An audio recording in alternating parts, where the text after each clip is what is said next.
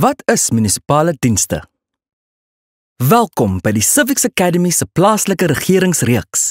Hierdie video's verduidelik hoe plaaslike regering werk, ten einde verantwoordelike burgers te wees en om ons land te help vorm soos ons dit wil hê. Moet ons weet hoe die regering werk en hoe ons daaraan kan deelneem. Hierdie video verduidelik welke munisipale dienste munisipaliteite moet lewer, waar munisipaliteite die geld vandaan kry om hierdie dienste te lewer, hoe fondse spandeer word en hoekom dit so belangrik is dat mense vir hul dienste betaal. Wat is munisipale dienste? Munisipaliteite is deel van die plaaslike sfeer van regering. Saam met die nasionale en die provinsiale sfere vorm dit die 3 regeringssfere. Die grondwet bepaal in bylaes 4 en 5 watter funksies die onderskeie regeringssfere moet verrig.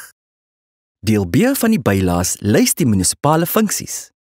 Dis funksies wat ook ons daglikse lewens raak. Dit sluit in elektrisiteit, water- en sanitasiedienste, vullisverwydering, munisipale paaie, parke en ontspanning, gemeenskapskale en openbare plekke en begrafplase. Sommige dienste is gedeelde dienste, wat beteken dat verskillende regeringssfere saamwerk om die diens te lewer. Dit word in die video's Wat is plaaslike regering en Wat kan ek van my munisipaliteit verwag bespreek. Waar kom die geld vandaan om vir munisipale dienste te betaal? Om die dienste wat die grondwet bepaal te kan lewer, het munisipaliteite groot bedrag geld nodig. Munisipaliteite verskil ten opsigte van grootte, sosiale strukture en diensbehoeftes. Dit beteken dat hul vermoë om inkomste te verkry en die uitgawes wat hul moet aangaan ook grootliks sal verskil. 'n Groot stad soos Johannesburg moet byvoorbeeld snelweë bou en instand hou, terwyl plattelandse dorpe net enkele teerpaaie hoef te versorg. Kleiner munisipaliteite daarenteen het dikwels uitgestrekte landelike gebiede met inwoners wat, anders as in die groot metropolitaanse stede, nie die finansiële vermoë het om vir dienste te betaal nie. Wat ook al hulle grootte of struktuur, moet alle munisipaliteite hul inkomste van dieselfde bronne bekom, naamlik toekennings, lenings, eiendomsbelasting en gebruikersheffings. Toekennings. Alle munisipaliteite ontvang geld in die vorm van toekennings uit die belastinginkomste van die nasionale regering. Een so 'n toekenning is die sogenaamde billike deel en die ander is die munisipale infrastruktuurtoekenning, algemeen bekend as MIG-fondse. Die billike deel van 'n munisipaliteit uit die staat se inkomste word deels gebruik om inwoners wie se inkomste minders as 'n bepaalde perk is, se diensteverbruik te help betaal. Die munisipale infrastruktuurtoekenning of MIG-fondse word gebruik om die koste van basiese infrastruktuurdienste vir hoofsaaklike arme persone te help betaal. Lenings. Dikwels is die infrastruktuurtoekennings te min om vir al die konstruksiekoste te betaal. Munisipaliteite moet dan geld by 'n bank leen. Munisipaliteite moet hierdie lenings plus die rente daarop uit sy belastinginkomste en diensteheffings betaal. Eiendomsbelasting. Munisipaliteite, uitgesonderd distriksmunisipaliteite, hef ook belasting op die waarde van eiendomme soos huise en besighede. Eiendomsbelasting stel munisipaliteite in staat om die koste van dienste te subsidieer. Gebruikersheffings. Munisipaliteite hef en vorder gelde vir die gebruik van dienste soos elektrisiteit, vullisverwydering en water- en sanitasiedienste.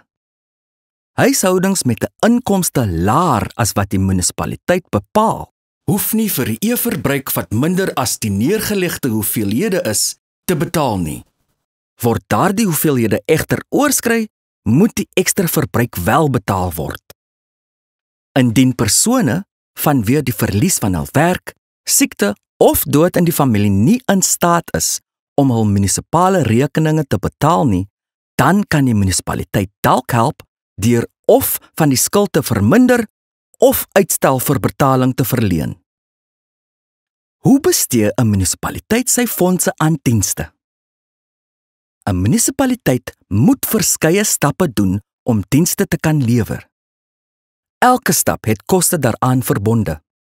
Hierdie uitgawes moet uit al die beskikbare fondse van die munisipaliteit betaal word.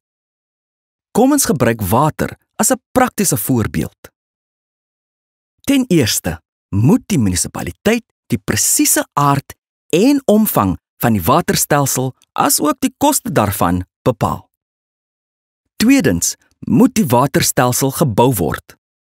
Afhangende van die omstandighede kan dit 'n dam of boorgat, 'n suiweringsaanleg, 'n reservoir, pompe, meters en 'n ondergrondse waternetwerk insluit. Ten derde, vereis 'n waterstelsel opgeleide personeel en elektrisiteit. Dit moet ook gereeld in stand gehou en, wanneer nodig, herstel word wat ook gereedskap en materiaal vereis. Waarom moet ek vir munisipale dienste betaal? Munisipaliteite maak daarop staat dat verbruikers vir hul dienste betaal sodat dienste aan almal gelewer kan word. Soos vroeër vermeld, kos dit baie geld om elke diens te vestig en te onderhou. Munisipaliteite verloor baie geld as gevolg van onwettige kragaansluitings of kabeldiefstal en dit beperk hul vermoë om dienste te kan lewer. Indien persone wat nie vir gratis dienste kwalifiseer nie en wel kan bekostig om te betaal, dit nie doen nie, sal die munisipaliteite nie die geld hê om aan te hou om dienste te lewer nie. Opsomming. In hierdie video het ons verduidelik wat 'n basiese dienste 'n munisipaliteit moet lewer en ook hoe hulle dit doen.